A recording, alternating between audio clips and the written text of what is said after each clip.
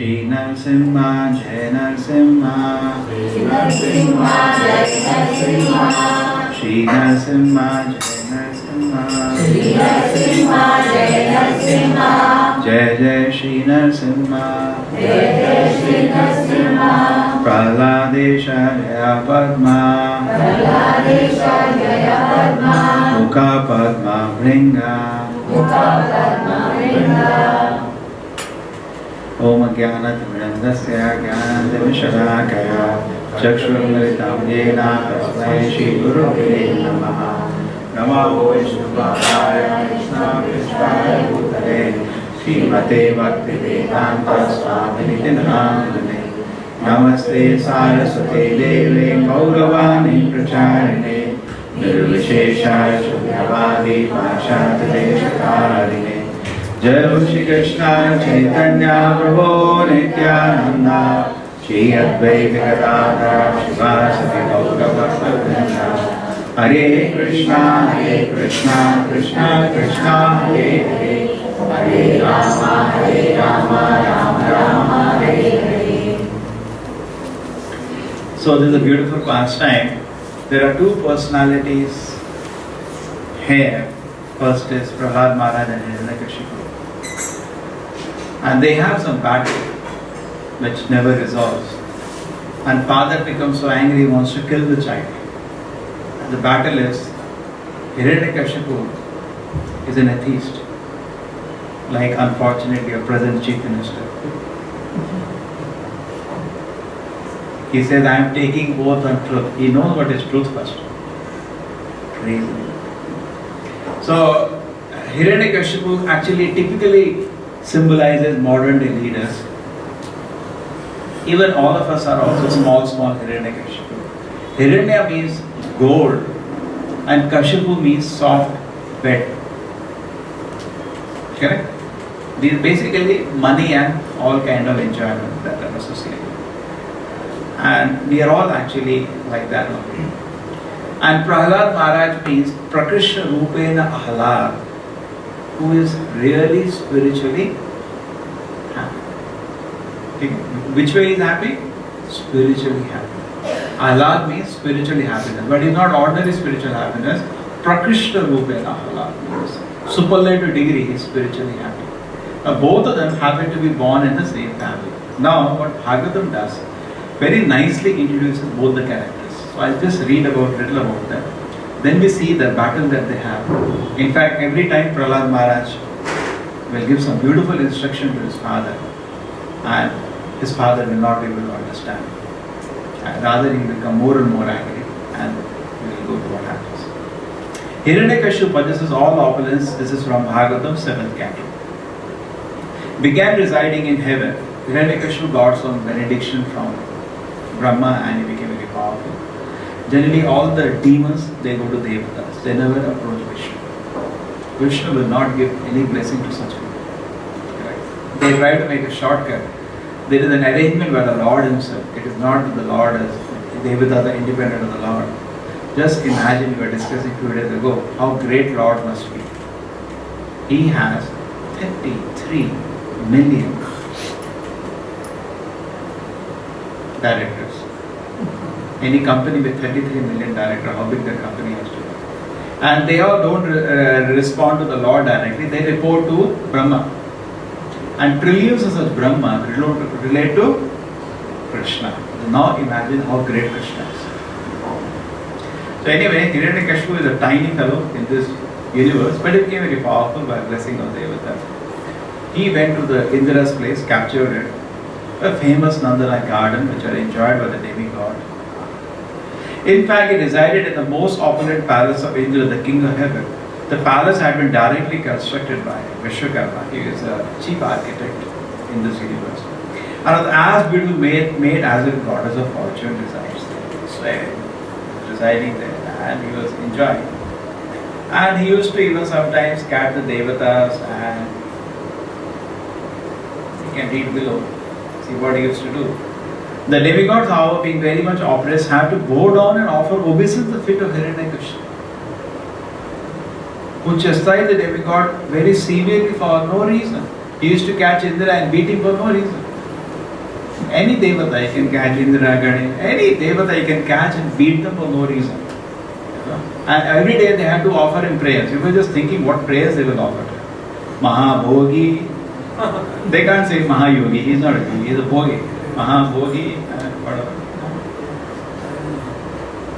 Iron Man, whatever. What is the Mahabhogi? The Hiranyakashipu lived in the palace very severely and ruled everyone. So there is a huge description. If I go, that will itself take me to today's class. Now I jump to something very interesting.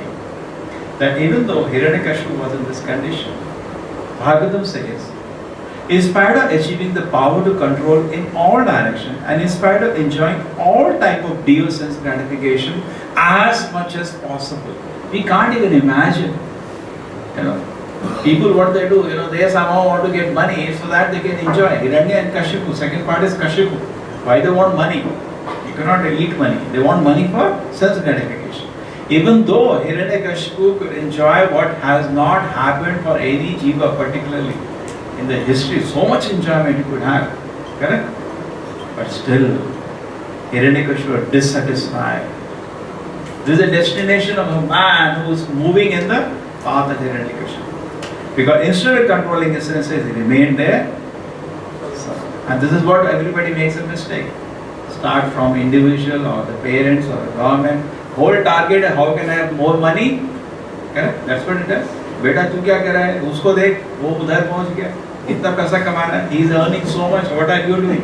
Actually, we are pushing our own youth, everybody, to become bigger Hiranyakashipu. And instead of, and suppose by mistake they meet some sadhu who says, no, you should chant Hare Krishna also. अरे बेटा ये सब बुढ़ापे में करना. You become a Hiranyakashipu. In the old age you think. And in old age, because he has no taste for spiritual life, he will not be able to take his eyes away from TV. That's all. They are sitting in front of TV. So this is what his condition. The Bhagavatam concludes, and not only his, you can take any example in this world, provide him with all the sense gratification.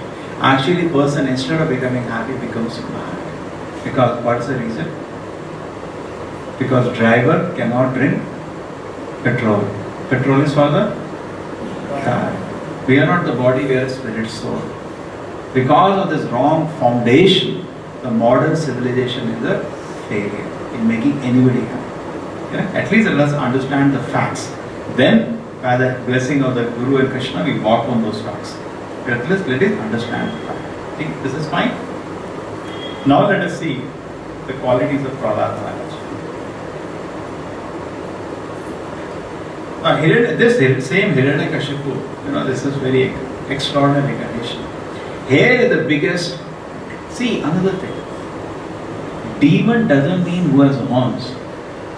Demon means person who is Hiranya and Kashipu. Any person whose goal of life is money and comforts henceforth is called a demon.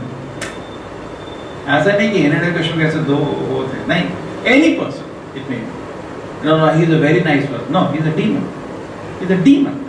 Moment goal of his life are these two, he doesn't remain a good person. He becomes a Rakshas. He becomes a demon.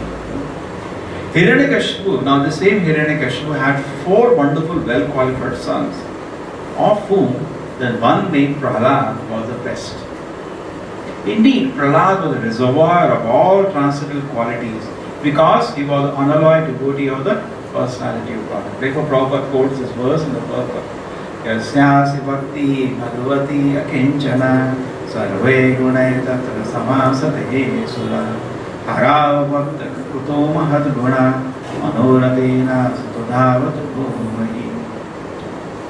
And very unfortunate today, the Pope made a statement. Yeah, people who are good are same as us. No sir, we don't agree. No, they say Manav Seva is Madhav Seva. Nonsense. Madhav Seva is Manav Seva, not reverse. And unfortunately, the leader of a religious sect is speaking to the masses. So here it is explained, Yasyasta Bhakti Bhagavati Akinchana. A person who has got devotion to the Supreme Lord, Sarvai Gunai Tatra Samasate Suraha. All the good qualities will automatically manifest. Automatically. Because suppose you are going towards the sun, automatically you will become purified. Correct? But then, Hara Abhakta Se Kuto Mahadguna. Somebody is not a devotee of the Lord, he cannot have any good quality. Manorate Dhavato. He is just driving on a mental child. Just like we give this example a million times. Suppose you loot some bank and bring all money here. So let us divide morally. Now what is moral remaining of? Okay? It's a looted money. So similarly, when we deny that God is the proprietor of the universe, already we are sitting on a platform of sin. There is no morality possible after that. Okay. Anyway, this requires a lot of clarification. Let us just read Prahlāda Mahārāja. Let us just understand. The qualities of Maharaj Prahlāda, the son of Hiranyakashipu, are described here. He was completely cultured as a qualified Brahmana, having very good character and being determined to understand the absolute truth. He had full control of his senses and mind. Like the Super Soul, he was kind to every living entity and was the best friend of everyone. To the respectful person, he acted exactly like a menial servant. To the poor, he was like a father. To his equals, he was attached like a sympathetic brother. And he considered his teachers, spiritual master, older godmothers to be as good as the Supreme Personality of Godhead. He was completely free from unnatural pride that might have arisen from his good education, riches, beauty, aristocracy, and so on. And he's a prince, but still he had all the good qualities. Very humble. Although Prahlāda was born in a family of asuras, he himself was not an asura but a great devotee of Lord Vishnu. Unlike other asuras, he was never envious of Vaishnava. You see, he was such an exalted person. He was in the womb of his mother Kayadu. That is the time Hiranyakashipu gone for tapasya. And the devatas wanted to kidnap Kayadu because they were worried of the child. They think already this child, Hiranyakashipu was dangerous, the child was still more dangerous. At that time, Narada came. And he says, what is this nonsense you are doing? You want to kidnap somebody's wife? What is this nonsense? And then he scolds the Devatas. Devata means it's 330 million. Chief out there, Indra and all the chief people there. So they said that, see, we are not anything to do with this woman, but you're worried about the child. Already this Hiranyakashipu terrorized the whole universe. He beats us for no reason. And we don't know what the son will do. He will also give another slap for no reason. We are very worried. So what he does, Narada says, this child, even if you want to kill, you can't kill. He is a great devotee of the Lord. So the Devatas, they circumambulate Kayadu immediately after that. So try to understand, pure devotee is so rare, even Devatas want to worship him. Don't take pure devotee as cheap. Not everybody is pure devotee. Yeah, in that respect, Prabhupada sometimes used to say in a very liberal, all my disciples are pure devotee. It means we do service without any expectation or any salary or return. That itself is unimaginable in modern society. But pure devotee means Mahabhagavata. It's a very big situation.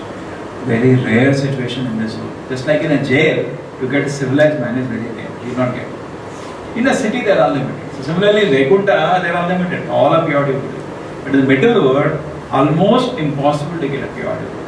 Sometimes somebody who is well behaved in the jail, he gets a chapati distribution job. It doesn't mean he is fit to go to the city. Correct? So sometimes somebody may get a post. Devata is the only post. You can also get a post of a Devata. Correct? It doesn't mean just because of that you are fit to go to the city. You may not be qualified to go to Vaikuntha, but you may be a Devata. So therefore it's a very extraordinary situation.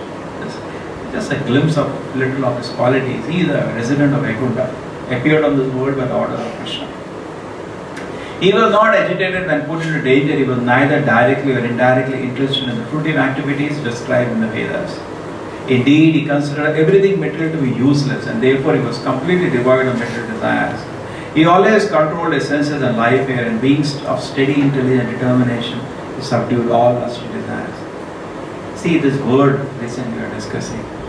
Just like when you see a movie, what happens? You forget everything. You forget everything. You even forget you are sitting on the chair. Correct?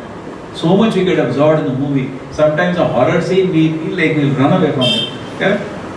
And sometimes we are crying. Sometimes we are laughing. We forget it's only a light here, nothing else is there. Correct? Same way, when these people can make a movie, but only 3 hours movie. And nowadays there are many channels also. But Maya already has 3-dimensional movie, not 3-dimensional, 4D, the smell also. They say you make 4D cinema also, smell is all. Maya has made, already made. This is nothing but a movie going on. But you still look for you put a devotee there in a cinema hall, even though movie is on, and you force him time down to see, he will not be interested in it. That is the Prahlāda Mahārāja condition. Even though all the tamasha of enjoyment is going, his father himself is a big drunkard, all enjoyment is doing. Correct? Why? Because see, a person with no material desire, only he can stop watching a movie. If you have little ichha or dvesha, ichha to be like the Lord, ichha to enjoy so many things, and dvesha to be envious of the Lord, and then you will be watching.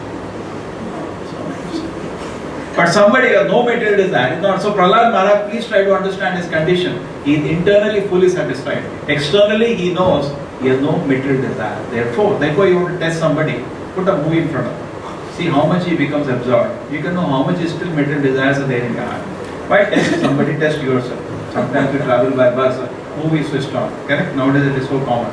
You see how much you are attracted. That means desires are still continuing. So he was not agitated and put into danger. And he was neither directly or indirectly interested in fruitive activities described in the Vedas. Indeed, he considered everything material to be useless, and therefore was completely devoid of material desires. He always controlled his sense of the life here.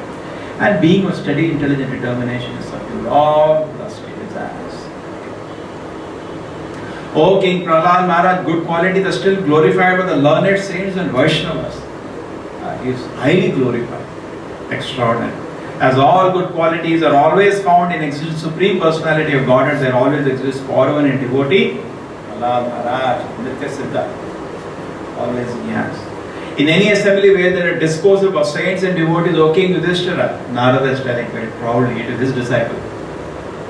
Even the enemies of the demons, namely the demigod, what to speak of you, would recite Prahlāda Mahārāja as an example of a great devotee. Even Devatas, when they talk about the great devotee, because Devatas are all great devotees. When they talk about pure devotees, they always mention Prahlāda Mahārāja's name. It's like a role model of this world. In fact, Prahlāda Mahārāja later will reveal in his prayer to the Narasimha, my Lord, you sent me here in this world to give an example of a devotee. Okay? So Prahlāda Mahārāja's position is all.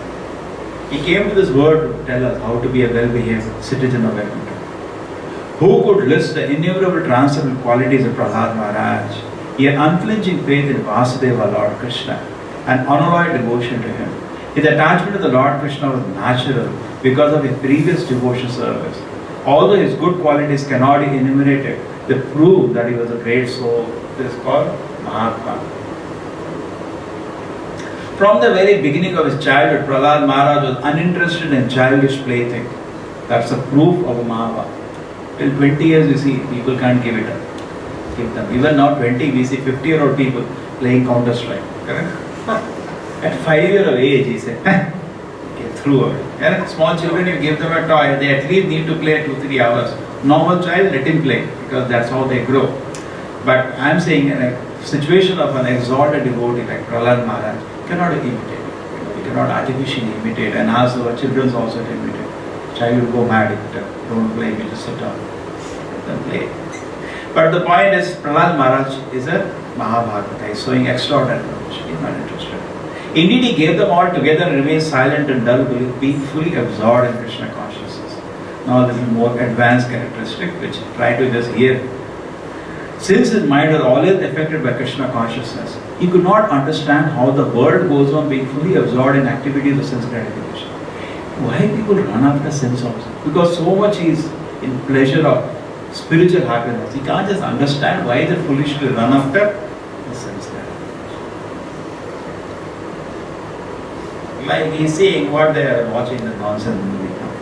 Prahlāda Mahārāja was always absorbed in thought of Kṛṣṇa. Correct? You look at the situation, come back to the he's ordering everybody in a cinema hall absorbed in the movie like this. And he is what he was doing? He was always absorbed in thought of Kṛṣṇa, thus being embraced by the Lord. He is such an advanced devotee, he is in reverse Vasalya. One Vasalya is that Lord is your child. His condition is to think Lord as his father. That is his position.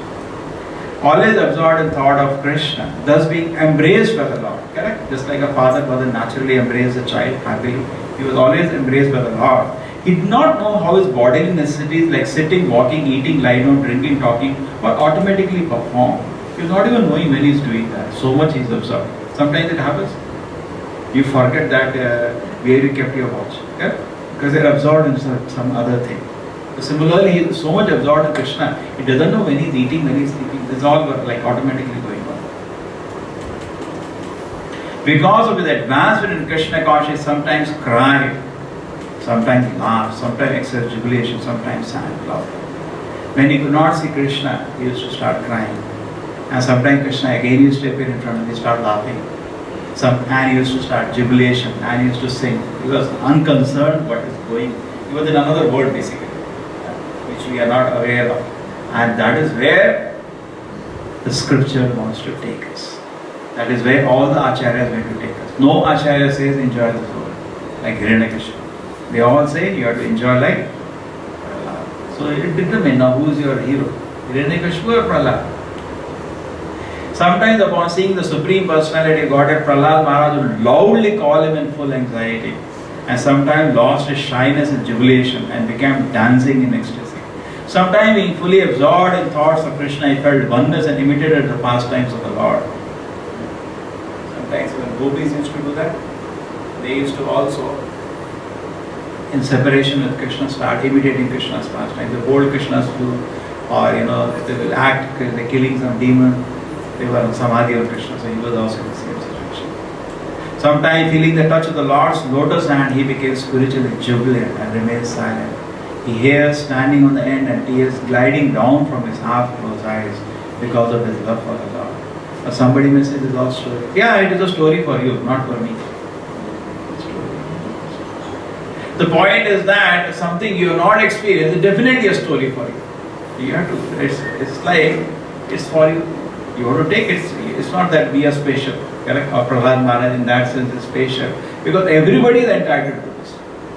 Everybody is entitled. Provided you ask, Kṛṣṇa will give you. But you are busy in the movie, what can be done?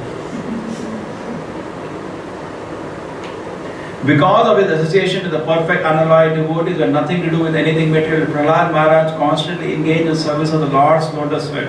By seeing his bodily features very with his perfect ecstasy, persons very poor in spiritual understanding became purified.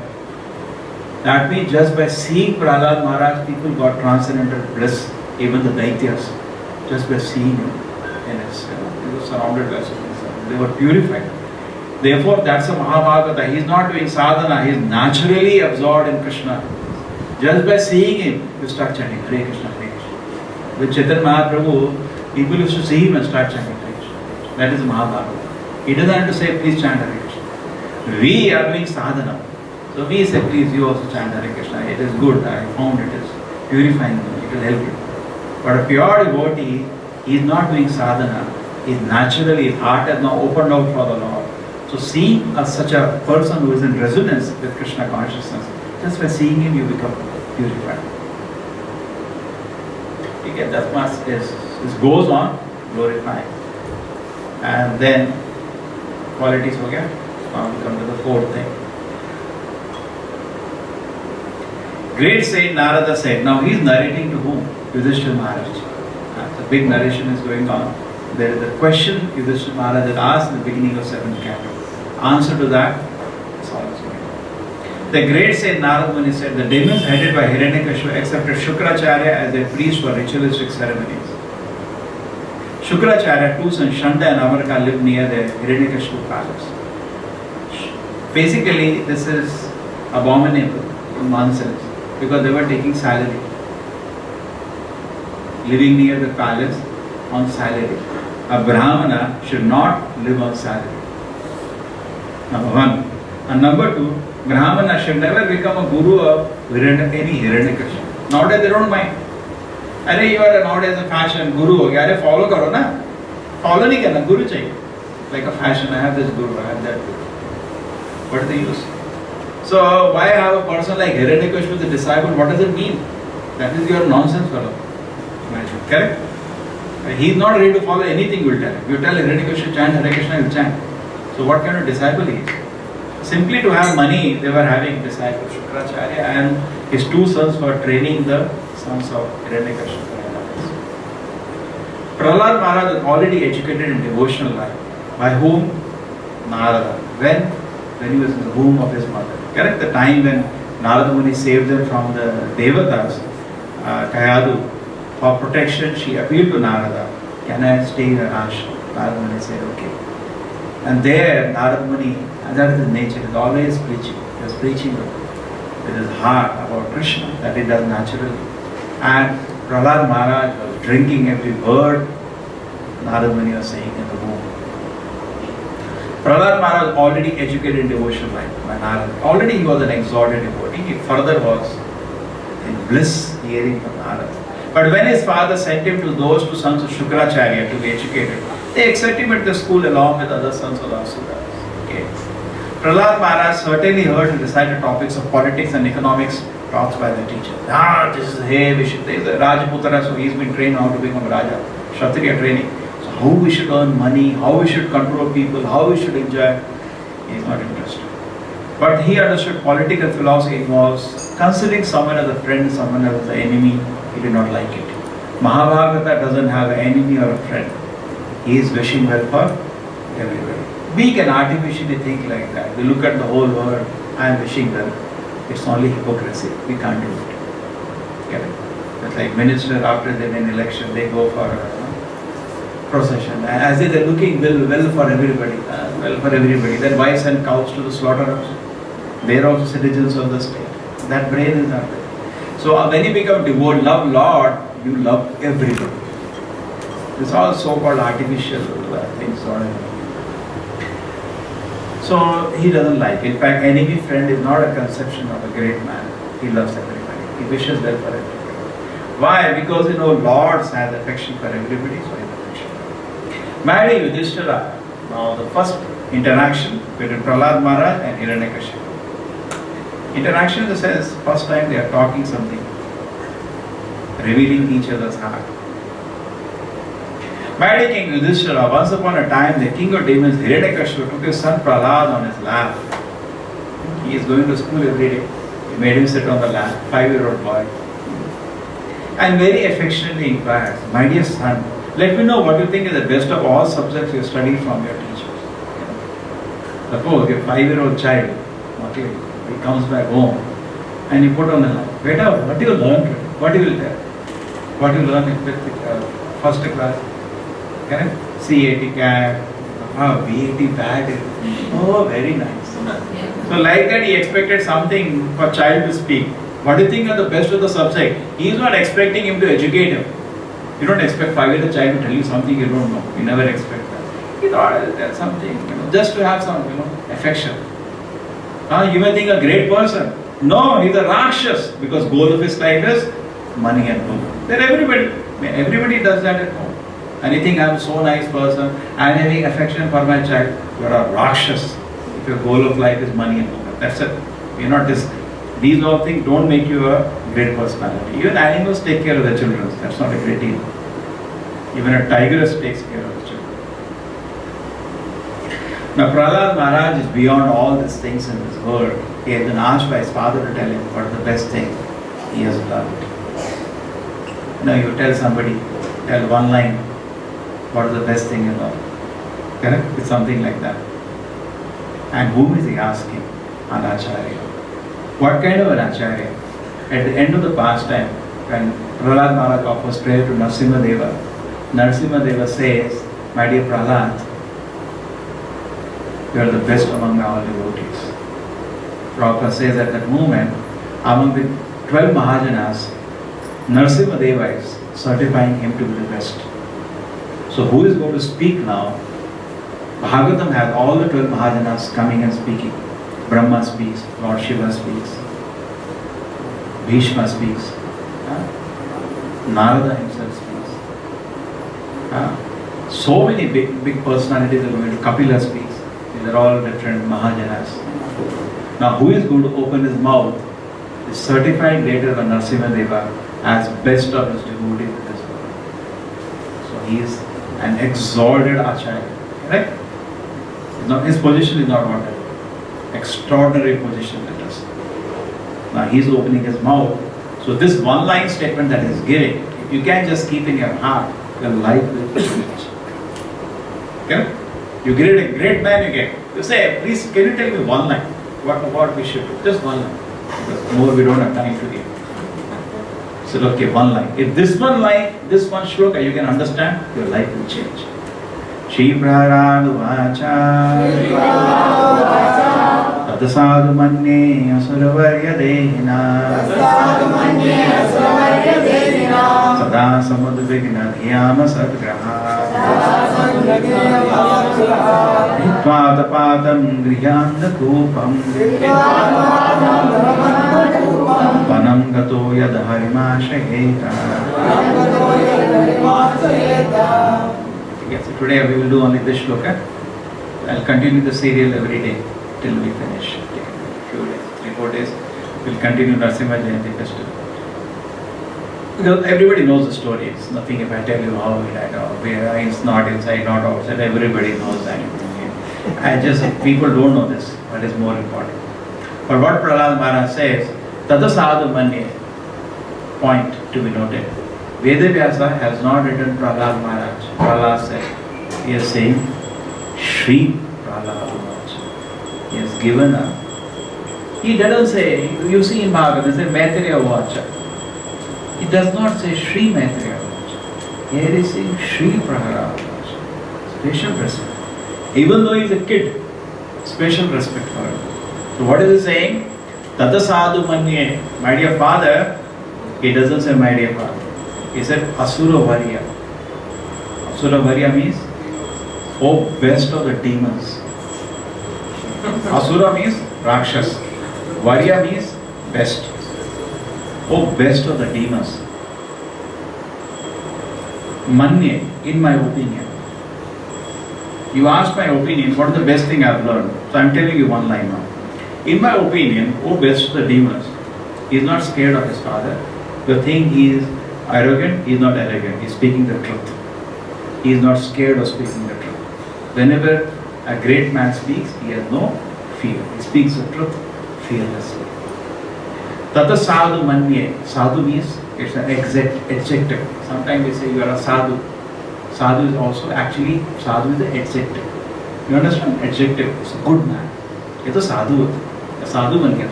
You are a good man.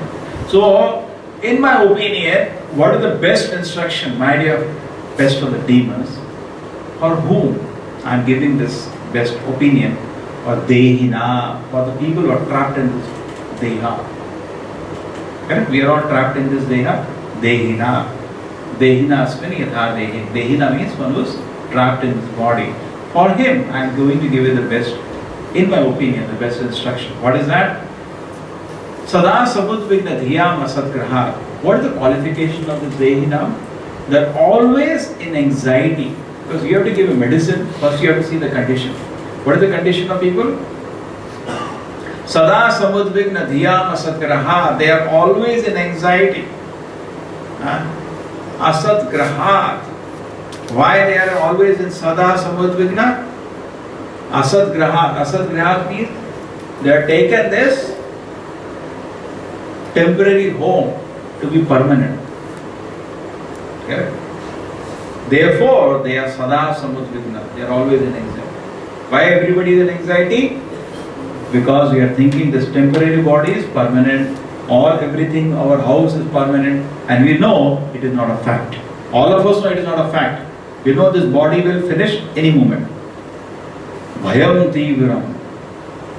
A fearful condition, not ordinary fearful condition. Bhaya tīvram. A greatly fearful condition is awaiting any one of us at any time. Anything can happen.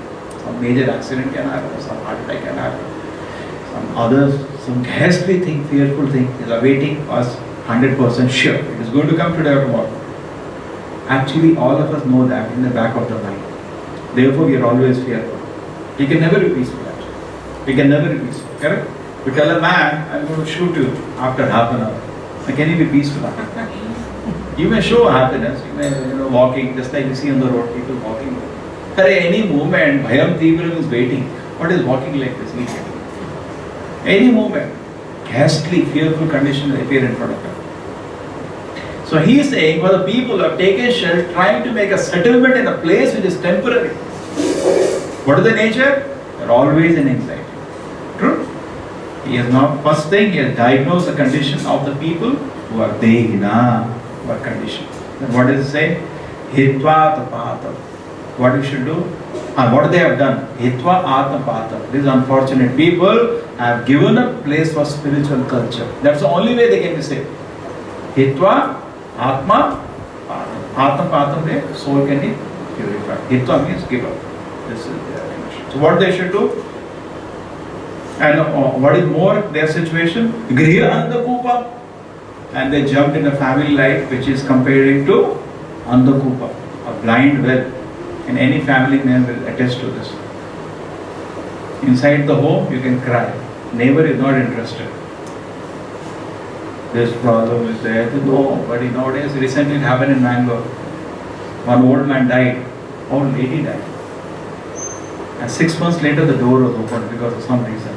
Skeleton was there. Nothing was. Skeleton was there. Neighbor did not even knock to ask, how are you?